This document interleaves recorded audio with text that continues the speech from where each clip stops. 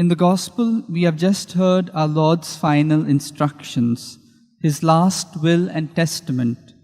Just before leaving them, he reminds them of what he expects of them. Earlier, he had sent them out to spread the kingdom of God. Those who go in his name do so with his authority. The authority goes with the mission, so to speak. In Matthew's version, he now adds this great promise, I am with you always, even to the end of the age. Mark says that the Lord worked with them and confirmed the message by the signs that accompanied it.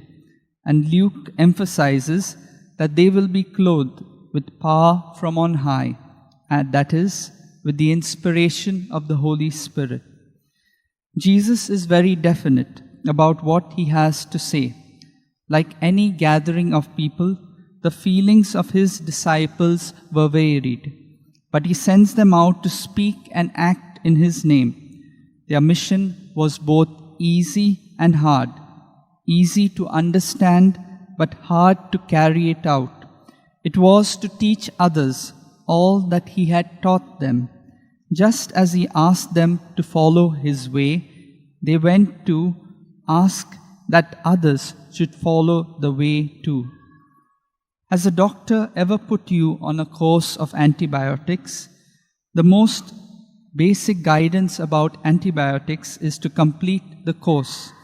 Even if the patient starts to feel well after a few days, to discontinue taking the medicine can let their condition grow worse. Similarly, the message of salvation must continue to be shared until the end of time. With all the changes in the church and in society, neither Jesus nor his message has changed. His gospel remains a call to live our lives to the full. You write a new page of the gospel every day through all that you do and whatever you say. Others read what you write, be it faithful or true. So what is the gospel according to you? He is with us always. This can be a real help against loneliness. Being alone is not the same as being lonely.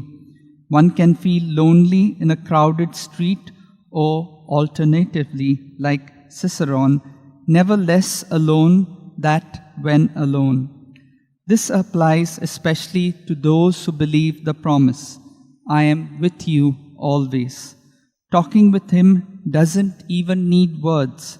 If we are open to his presence in our hearts and treasure it, we can experience fully that joy of the gospel, so warmly described for us by our good Pope Francis, that I learned to follow Christ faithfully in my life. Let's pray for this grace for one another.